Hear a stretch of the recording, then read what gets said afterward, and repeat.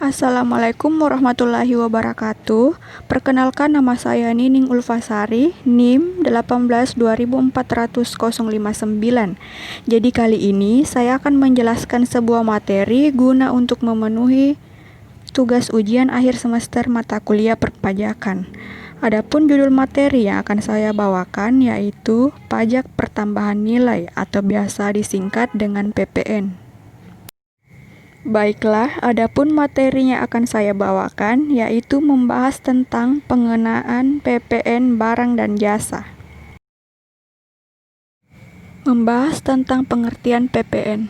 Mungkin masih ada sebagian dari kalian yang bertanya, apa sih PPN itu? Nah, pajak pertambahan nilai atau biasa disingkat dengan PPN adalah pajak yang dikenakan atas setiap pertambahan nilai dari barang atau jasa dalam peredarannya dari produsen ke konsumen. Selanjutnya, mekanisme pemungutan PPN. Bentara dalam buku Sales Taxation menyebutkan bahwa dalam perhitungan PPN terutang dikenal 3 mekanisme, yaitu yang pertama addition method. Berdasarkan metode ini, PPN dihitung dari hari penjumlahan seluruh unsur nilai tambah dikalikan dengan tarif PPN yang berlaku. Jumlah PPN terutang langsung dihitung dari penjumlahan unsur-unsur nilai tambah. Yang kedua, subtraction method. Pada metode ini, PPN yang terutang dihitung dari selisih antara harga penjualan dengan pembelian, kemudian dikalikan tarif PPN yang berlaku. Metode jenis ini merupakan metode yang benar-benar paling sederhana. Kemudian, yang ketiga, credit method. Metode ini hampir serupa dengan subtraction method. Perbedaannya hanya yang dicari dalam credit method bukan sekadar selisih antara harga jual dengan harga beli, melainkan selisih antara pajak yang dibayar pada saat pembelian dengan pajak yang dipungut pada saat penjualan.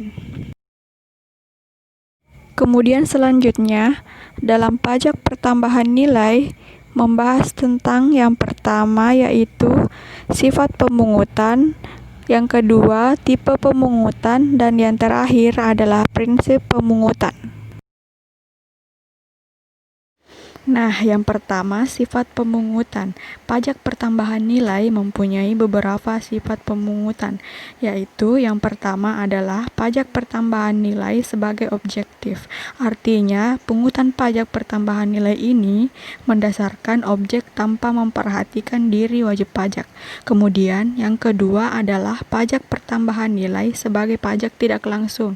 Sifat ini menjelaskan bahwa ekonomis beban pajak pertambahan nilai dapat dialihkan kepada pihak lain. Namun dari segi yuridis, tanggung jawab penyetoran pajak tidak berada penanggung jawab atau pemikul beban.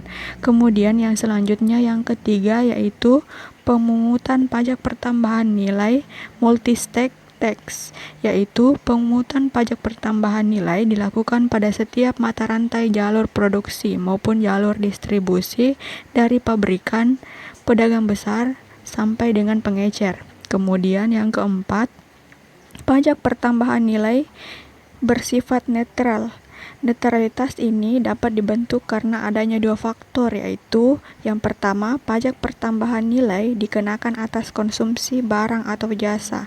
Yang kedua, pajak pertambahan nilai dipungut menggunakan prinsip tempat tujuan. Kemudian yang terakhir, yang kelima, yaitu pajak pertambahan nilai tidak menimbulkan pajak ganda.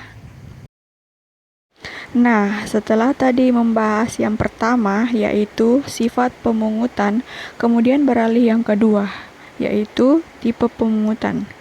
Tipe pemungutan ini terbagi 3 diantaranya, yaitu yang pertama adalah consumption type value added tax, yaitu pembelian barang digunakan untuk produksi termasuk barang modal dikurangkan dari nilai tambahnya sehingga memberikan sifat netral PPN atas pola produksi. Kemudian selanjutnya yang kedua yaitu net income type value added tax, yaitu tidak dimungkinkan adanya pengurangan pembelian barang modal dari dasar pengenaan. Dan yang terakhir yaitu gross product type value added tax, yaitu bahwa pembelian barang modal tidak diperkenankan sama sekali untuk dikurangkan dari dasar pengenaan pajak. Kemudian yang terakhir yaitu prinsip pemungutan. Dalam prinsip pemungutan terdapat dua prinsip, yaitu yang pertama prinsip tempat tujuan atau destination. Pada prinsip ini, bahwa pajak pertambahan nilai dipungut di tempat barang atau jasa tersebut dikonsumsi. Selanjutnya, prinsip kedua yaitu prinsip tempat asal atau origin principle. Pada prinsip ini, tempat asal diartikan pajak pertambahan nilai dipungut di tempat asal barang atau jasa yang akan dikonsumsi. Kemudian, setelah itu, undang-undang yang mengatur PPN, yaitu diantaranya ada 3. Yang pertama, Undang-Undang Nomor 8 Tahun 1983. Selanjutnya yang kedua, yaitu Undang-Undang Nomor 18 Tahun 2000. Kemudian yang terakhir, Undang-Undang Nomor 42 Tahun 2009. Kemudian selanjutnya, membahas tentang PPN atau pajak pertambahan nilai. Secara sederhana, objek pajak pertambahan nilai dikelompokkan menjadi 2, yakni barang kena pajak atau biasa disingkat dengan BKP, kemudian yang kedua, jasa kena pajak atau biasa disingkat dengan JKP.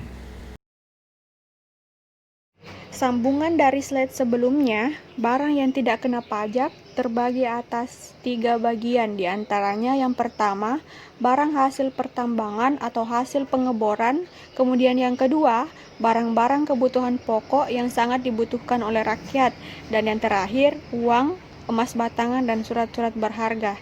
Kemudian jasa yang tidak kena pajak, di antaranya terbagi atas 6 bagian. Yang pertama, jasa di bidang pelayanan kesehatan medik. Kemudian yang kedua, jasa di bidang pelayanan sosial.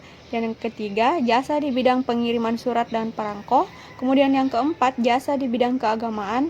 Dan yang kelima, jasa di bidang pendidikan. Kemudian yang terakhir, dan lain-lain. Selanjutnya, membahas tentang dasar pengenaan pajak adalah harga jual atau penggantian atau nilai impor atau nilai ekspor dan atau nilai lain yang ditetapkan dengan keputusan Menteri Keuangan yang dipakai sebagai dasar untuk menghitung pajak yang terutang. Adapun pengertian dari keempat dasar pengenaan pajak tersebut dapat dilihat dari gambar berikut ini. Nah, kemudian selanjutnya membahas tentang tarif pajak pertambahan nilai. Tarif PPN atau pajak pertambahan nilai menurut ketentuan Undang-Undang Nomor 42 Tahun 2009 Pasal 7 ada 2, yakni yang pertama, tarif pajak pertambahan nilai sebesar 10%. Kemudian yang kedua adalah tarif pajak pertambahan nilai atas ekspor barang kena pajak sebesar 0%. Kemudian setelah itu membahas tentang rumus menghitung PPN. Perhitungan PPN atau pajak pertambahan nilai yang terutang dilakukan dengan cara mengalihkan tarif pajak dengan dasar pengenaan pajak atau DPP. Proses perhitungan tersebut dapat diilustrasikan sebagai berikut. PPN sama dengan tarif PPN atau pajak pertambahan nilai dikalikan dengan dasar pengenaan pajak atau DPP. Akhirnya, sampai dengan bagian terakhir dari pembahasan materi pajak pertambahan nilai. Adapun kesimpulan dari materi tersebut, pajak pertambahan nilai atau biasa disingkat dengan PPN adalah pajak yang dikenakan atas setiap pertambahan nilai dari barang atau jasa dalam peredarannya dari produsen ke konsumen.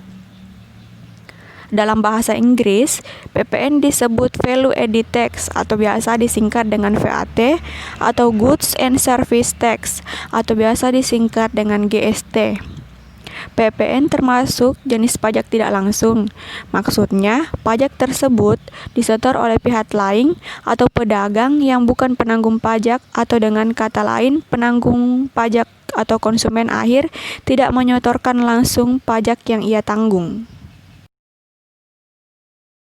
Akhir kata, sekian penjelasan materi dari saya yang membahas tentang materi pajak pertambahan nilai atau biasa disingkat dengan PPN.